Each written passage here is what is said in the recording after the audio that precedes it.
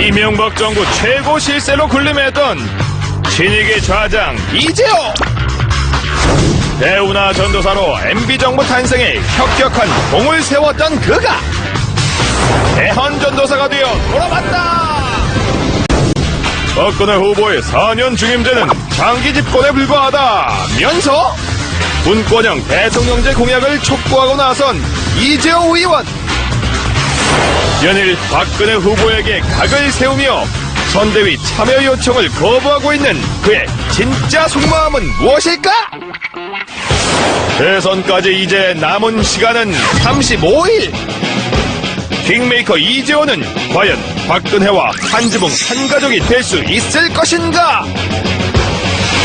새로운 정치 세력을 꿈꾸는 왕의 남자 이재호 의원을 지금 바로 만나보자.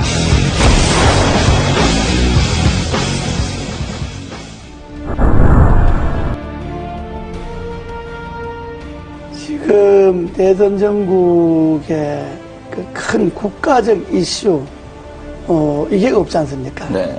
이제 이명박 정부가 끝나면 과거 이제 군사 독재에서 문민정부로 끝나는 한 시기가, 그러니까 김영삼 대통령, 김대중 대통령, 노무현 대통령, 이명박 대통령.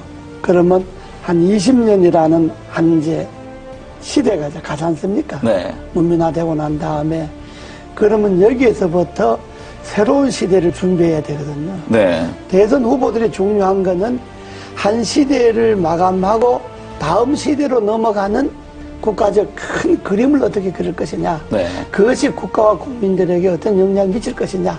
이 이야기를 해야 되는데 그 이야기에서 제가 몇 년 전부터 다음 시대는 개헌이고 네. 개헌의 방향은 분권이다. 지금까지 우리나라가 권력의 문화가 지배해왔잖아요. 네.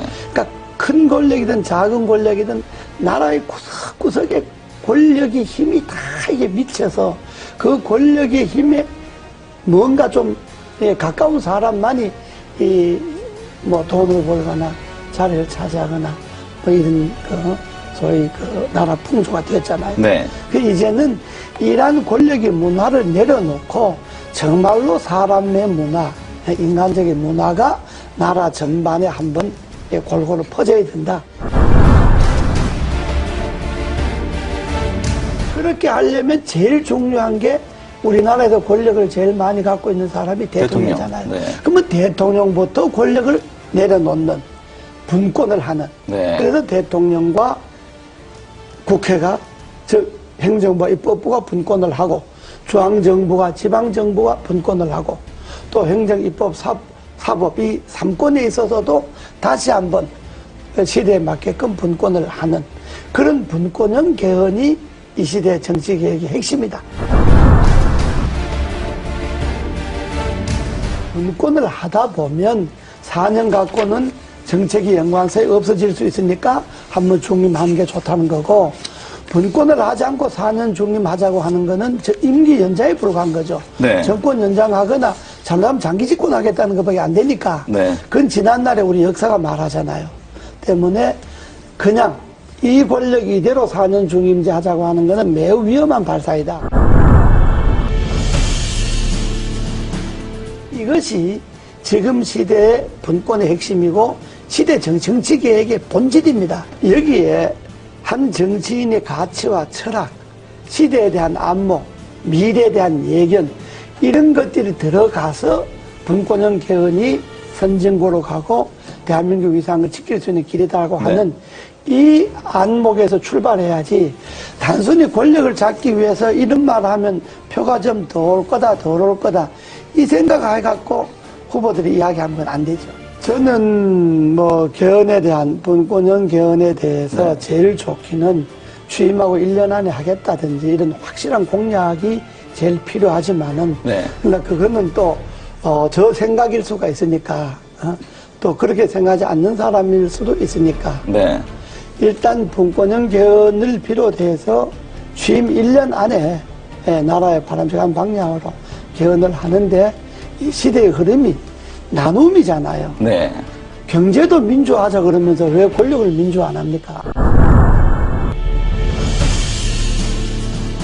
제 의원들이 분권형 개헌 추진 국회의원 모임을 네. 하나 만들려고 여러 의원들, 여야 의원들이 그 만들자고 제안이 많이 들어와서 네. 아마 곧 그게 옮겨질 거예요. 하나의 또 세력 개헌 행보의 종착점은 개헌이고요. 네. 분권형 개헌이 되게 하는 네. 게 종착점이고, 되면 뭐 저는 제가 주장하고 생각했던 것이 되면 그걸로 이제 정치인이 역할을 다 하는 거고, 네. 다만 정치인들에게만 맡겨서는 정치인들이 개인의 이해관계에 따라서 개헌을 생각하니까 국민들이 힘을 모아서 이 시대의 요구인 분권형 개헌을 하도록 하자. 네. 그래서 전국에 이제 한 4,000명 정도 모여서 창립대회를 했죠, 국민연합. 네. 그러고 이제 16개 시도 분권형 그 연합이 21일 날 이제 결성이 다 끝납니다. 지금은 한 8개가 결성이 됐는데, 끝나면 각 시도, 시군 분권형 그 개헌 국민연합 대표들이 한 1박 2일 모여서 장시간 네. 토론을 할 겁니다. 대선에 분권형 개헌 문제를 어떻게 할 것이며, 또 대선 후보들 간의 이 주장을 어떻게 관철시킬 것이냐 하는 것들을 아마 그 전국 시도연합, 시군연합 대표들이 모여서 네. 한 1박 2일 정도 세미나를 합니다. 국민연합의 대표들이 따로 있고, 국민연합은 내가 주장하는 가치와 철학을 그게 이 시대 흐름에 맞다라고 생각하는 사람들이 네. 전국에 12만 명이 지난번에 개헌, 분권형 개헌 청원을 했잖아요. 네. 지금 서명 받은 게 한 100만쯤 됩니다. 네, 벌써 그렇게 늘었습니다. 예, 이게 네. 이제 300만 서명을 받으려고 하는데, 이 그 분권형 국민연합 그 각 시군 대표 이 사람들은 그 정치를 안 한 신인들도 많이 있고요.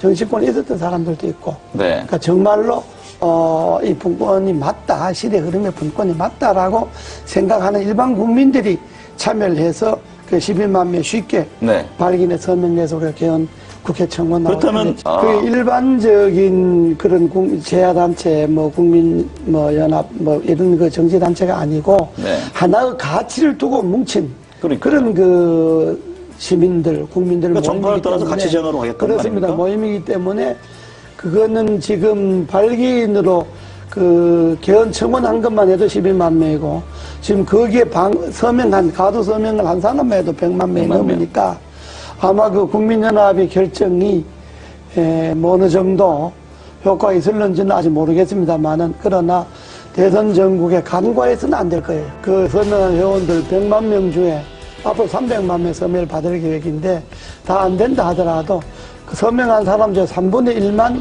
어느 한 곳으로 표가 간다면 대단하죠. 그건. 영향을 미칠 수가 있죠. 네. 예. 아직까지 이제 그 가치에 제일 중요한 게 분권형 개헌이잖아요. 네. 그러니까 분권형 개헌 전에 분권이라는 데한 인식. 그렇죠.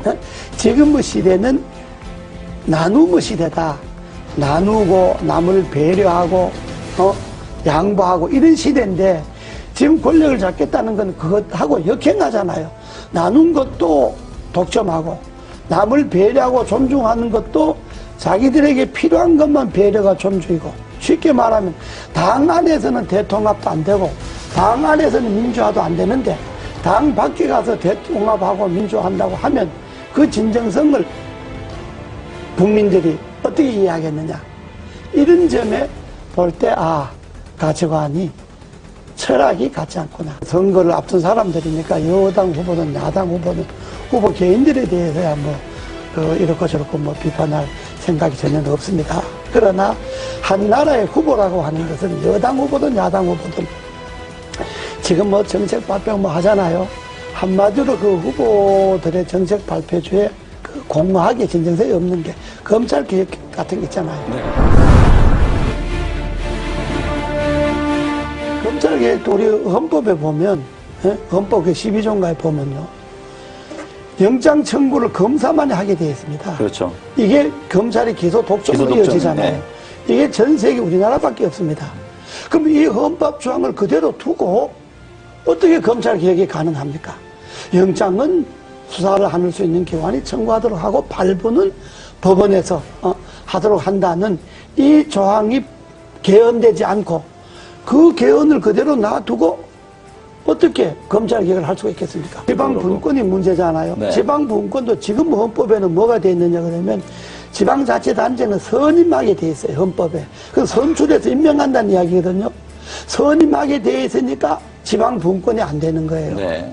그러니까 헌법을 그대로 이 권력 중심에 제왕적 권력의 헌법을 그대로 두고 뭘 쇄신하겠다, 개혁하겠다 하니까 제가 볼 때는 그게 다, 이게 잘못된 거다. 그래서 제가 언제 표현도 좀 과했습니다만은 알면 없고 죽자에만 늘어났다는 그렇죠. 이야기가 정치개혁의 핵심인 개헌에 손을 안 대고 권력 분점에 손을 안 대고 그 헌법을 그대로 두고 거기에 가지만 책임 총리제나 정부 통령제도 그렇습니다.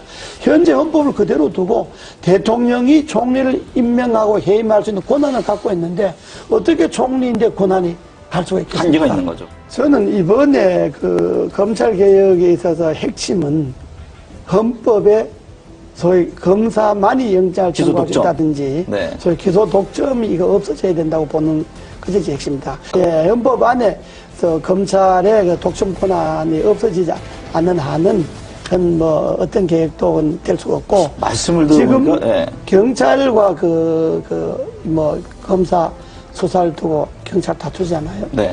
저는 검찰이 자기 식구가 부패와 부정이 있어서 수사를 경찰이 먼저 하겠다 그러면 경찰이 하는 걸 보고 경찰이 수사를 잘 못했다든지 기소를 하려고 경찰에서 넘어온 것을 조사해 보니까 부정한 게 많다든지 이럴 때 검찰이 나서서 조사한다면 옳은데 경찰이 조사한다는 건데 그걸 마치 뺏어가듯이 뺏어가서 검찰이 자기 식구 조사하겠다 그러면 국민들이 그다 자기 지금까지 관행으로 봐서 검찰이 검사 조사한다는 것에 대해서 진정성을 믿겠습니까? 그러니까 그거는 경찰이 조사하는 건 경찰이 조사하도록 놔두고 네. 경찰 조사 결과가 미흡하다. 그러면 검찰이 손을 대야죠.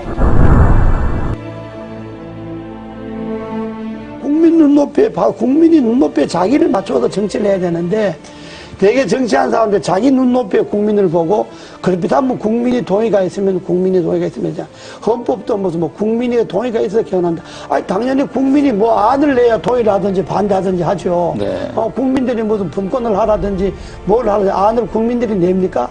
정치권에서 이런 안을 내야 그래야 국민들이 동의를 하든지 반대를 하든지 하듯이 안도 안 내놓고 뭘 갖고 국민들이 동의를 합니까? 네. 그것처럼 그런 것이 다 국민들로 볼 때는 진정성이 없는 이야기다 이런 이야기.